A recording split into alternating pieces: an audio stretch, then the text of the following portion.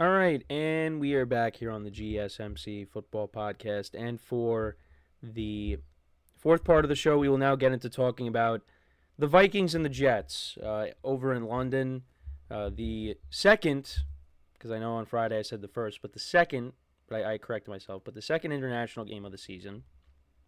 And yeah, it was, again, I'm going to use the word interesting because the Vikings, they were up 17 to nothing at one point. And it was not looking good for the Jets. But to give the Jets credit, they play, or at least some credit. They were able to come back, make the game closer, and they had an opportunity to win the game. But unfortunately, they came up short. So let's kind of go through it. So the Jets, they opened up the game. They went 3-and-out. Vikings then took the ball. They went 11 plays, 52 yards down the field, and they were able to get a field goal to make it 3-0. Jets then punted, another 3-and-out. However, then the Vikings fumbled. They end up fumbling. Quinnen Williams ended up recovering the fumble, or Quincy Williams, one of the Williams brothers, recovered it. It was Quincy Williams. It was Quincy Williams. Because when I'm looking at it on CBS, it has QI Williams, and they don't have the full name written out. But yeah, so it was Quincy Williams that recovered the fumble. And actually, Sam Darnold got hurt, but he did come back into the game. But anyways, yeah, because Nick Mullins came in for a bit, completed a pass, and then Darnold was able to come back in. But yeah, so that was good for the Jets. But then, Aaron Rodgers, and this is one thing that I just don't like is those quick throws. I don't like them, even though again sometimes they do work, but for the most part I just don't like them. And Rodgers tries again with that quick throw, and it gets intercepted by Van Ginkel, who returns it 63 yards for a touchdown to make it 10-0. And that is something that we are not accustomed to seeing Aaron Rodgers do, and that is throw interceptions. Or not even interceptions, but, interceptions, but also, more specifically, pick sixes. We really don't see that. That does not happen often. I know it's happened once before. I'm trying to think if there was another time. But yeah, Rodgers does not throw pick sixes. But yeah, Van Ginkel, and they brought it up, he's picked off both New York quarterbacks. So if the Vikings and Josh Allen meet in the Super Bowl, Van Ginkel's going to have to try to pick off Josh Allen if they play the Bills in the Super Bowl. But anyways, so yeah, it was 10-0. And then on the next drive, actually, Rodgers did throw. Now that I remember, I think it was against the Bucs during the COVID season. That was another pick six. Because he actually almost threw back-to-back pick sixes in that game. So yeah, Rodgers has thrown, I think, 3 pick sixes in his career. Okay. So now on the next drive, he did this against the Bucs that year too. He threw back-to-back interceptions in this game, and this one was an overthrow. Him and Allen Lazard just not on the same page. Rodgers overthrows him, gets picked off by Bynum, and thankfully the Jets defense held, and the Vikings went for it on 4th and 2. They didn't get it, so they turned it over on downs, and no harm, no foul there. Then the Jets were going for it. Rodgers connected with Tyler Conklin for 25 yards. They got down to the Vikings 26. They went for it on 4th and 2, and they got stuffed. They ran it with Braylon Allen. He didn't get it. And you know what? It is interesting because it is a 10-0 game. I think you take the points there, right? You make it a one-score game. But because then later in the game, you could have been going for 3 instead of 7 to at least tie it. But then the Vikings, they turned that into a touchdown drive. Darnold connected with Justin Jefferson for 27 yards, connected with Myles Gaskin for 11 yards. Aaron Jones actually got hurt in this game. He left with a hip injury, so we'll keep an eye on that throughout the week.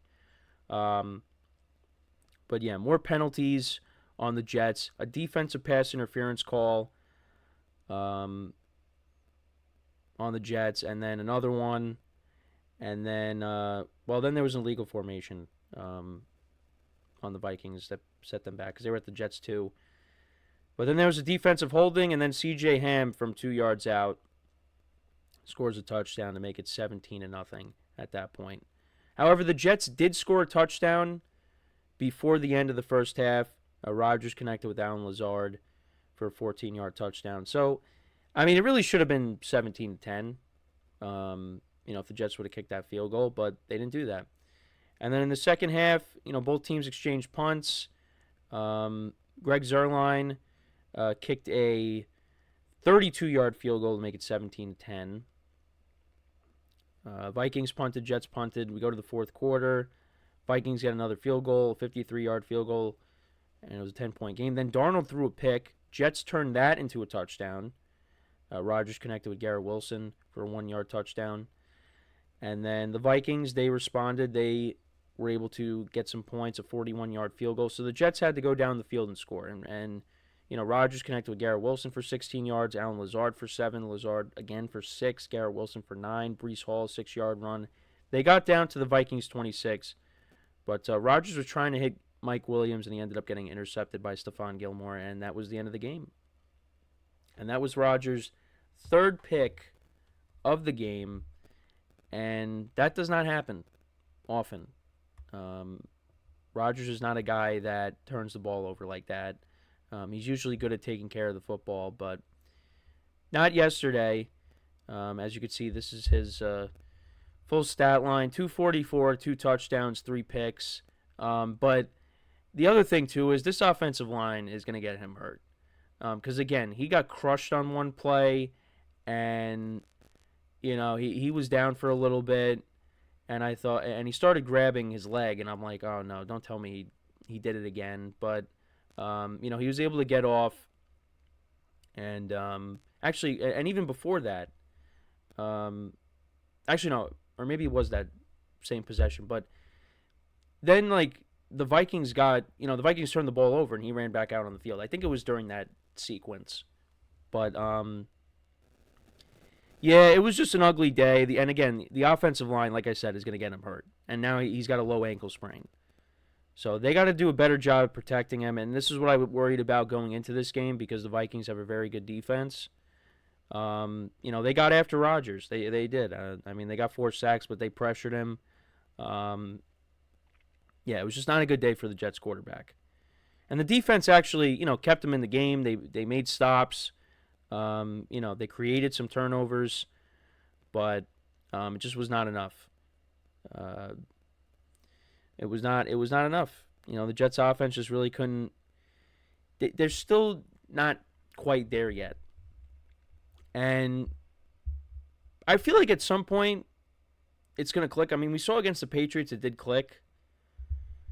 But it's just the consistency is not there. And another thing, too, is Breece Hall, 9 carries for 23 yards. Braylon Allen, 5 carries for 13 yards. They can't run the ball. And, people are looking around and saying, where's Breece Hall? Where is this running game? Braylon Allen right now looks like the better running back. And this is unbelievable. I didn't realize this. Garrett Wilson was targeted 22 times in this game. 13 receptions for 101 yards and a touchdown. Tyler Conklin, 6 for 55. Allen Lazard, 4 for 34 and a touchdown. Drops were a problem in this game. Lazard dropped a couple of passes. But yeah, it's just, right now it's not looking good for the Jets. And you look at their schedule coming up. You got the Bills, the Steelers, the Patriots in Foxborough, which I think they should win. But, at the Steelers is not going to be easy. But it's winnable. Watching the Steelers last night, it's definitely a winnable game for them. The Bills, I think it's a winnable game, even though the Bills are coming in after 2 straight losses. They're looking for a win. Both teams are going to be desperate. That's the game next Monday night. But yeah, at the Steelers, then at the Patriots, home against the Texans, at the Cardinals, home against the Colts, bye week. Seahawks, you're going to see Tua twice. You got the Rams and the Bills. There's some tough games there. But, other than the 49ers game, the Jets, you could very easily look at them and say that they should be 4-1. You can. Because the Broncos game, that's a game they could have won. And yesterday they could have won that game had they not played that first half. But, right, like, I look at these games, the Jets, they just beat themselves. And you know what that falls on? Once again, it's the coaching. The coaching. This team, until you get a legitimate head coach in here, this team is not going to win anything. And I'm talking about playoffs. But they got to get to the playoffs first. And look, this is something that I know. I'm going to say that when I talked about this before the beginning of the year, and I said I'm going to go towards that storm because I know that there are a lot of it, that the Jets have a lot of talent, but they still have issues, particularly with coaching. This is what's going to hold them back, and it's holding them back. Robert Saleh is not getting it done.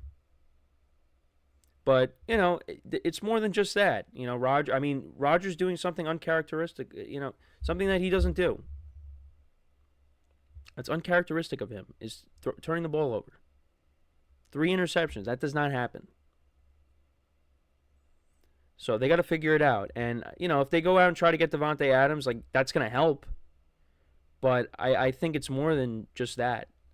The offensive line is an issue.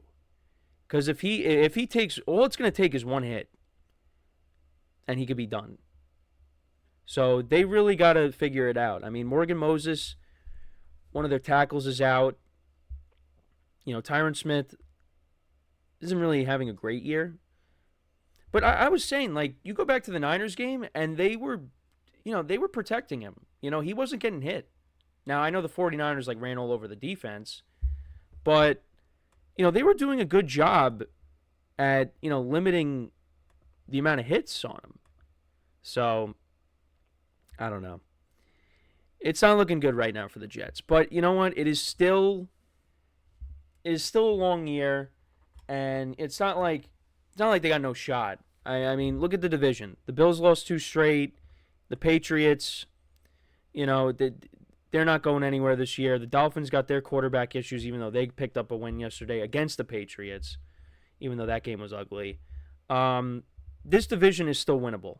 The Jets' season by no means is over. This team still has a chance to do something. But there's things that I don't think they can fix. And one of them is the head coach. And they're not gonna fire him in this, like, during the year. It's not gonna happen. So, I don't know. But the Vikings are a very good team. But they held Sam Darnold down.